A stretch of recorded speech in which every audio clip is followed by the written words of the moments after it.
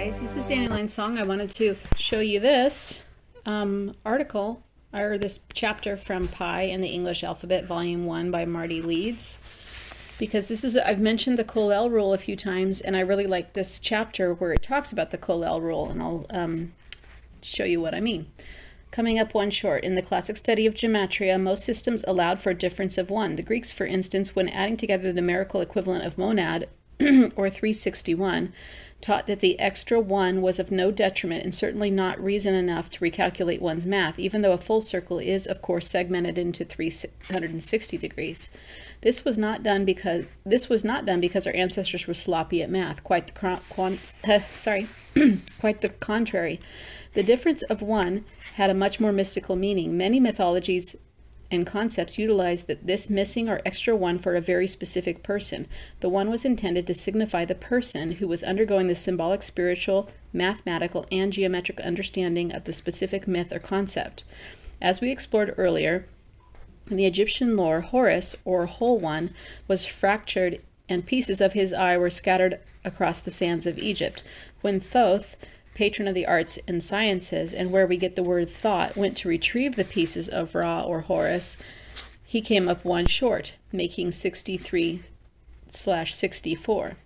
In another Egyptian myth, Osiris was one of the important deities in the Egyptian pantheon, was cut into 14 sections.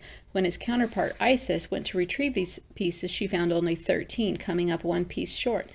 In sacred geometry, heaven was known as 3 in a circle, and earth was known as 4 as a square, with the difference being 1. In English cipher, heaven equals 23 and earth equals 24. They call it the English cipher. I call it the menorah cipher. Our ancient ancestors, the alchemists, mystic sages, and the sacred geometers throughout the ages realized that one may not separate himself from the entire mystery of being, because ultimately he is the central focus of the mystery. The philosophers of old understood that the human being was made in the image of a great creator and is intrinsically connected to the source of all things. We came from the first thing, and we are the last thing the universe decided to do.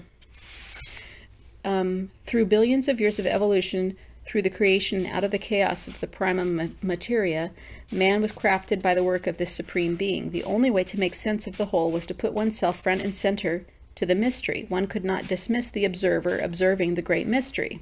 This is quantum mechanics. This is say to the mountain, move. One could not deny the scientist performing the experiment. The master craftsmen of myths and lore utilized this idea in their mathematics because it was a necessary tool to aid man in understanding his place in the cosmos.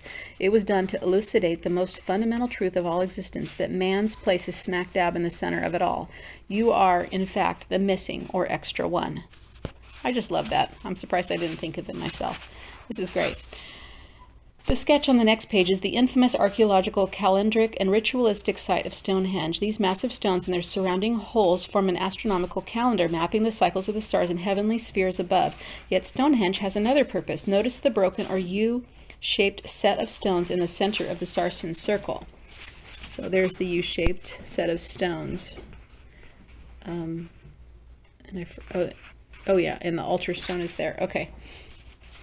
These stones represent a cracked egg, a scission of our primordial egg, the egg that was once encased all the potential of our manifested experiential and material reality, an idea which we'll cover later in this text. When the initiate entered the stone circle and kneels at the altar stone, most likely a ritual would be performed to alter the state of the initiate, guiding him or her on the path to enlightenment. On the opposite side of the Sarsen circle, a baseline can be drawn between the station stones on his or her left and right. Due north is roughly 138.5 degrees from this baseline. The degree of phyllotaxis, which is the degree in which the leaves arrange themselves around a plant, determined by the ratio of phi, is 137.5 degrees. The difference between due north and the degree of phyllotaxis is a 1 degree. It seems that even Stonehenge comes up 1 short. So they show this here. Due north and phi. I did not know that about 137.5. I really like that. This missing degree represents the initiates and your little slice of heaven. As we see in a bit, Stonehenge encodes a 364-day calendar, coming up one short from the 365 days of the solar year. So, wanted to show you that. Hope you like it. Talk to you soon.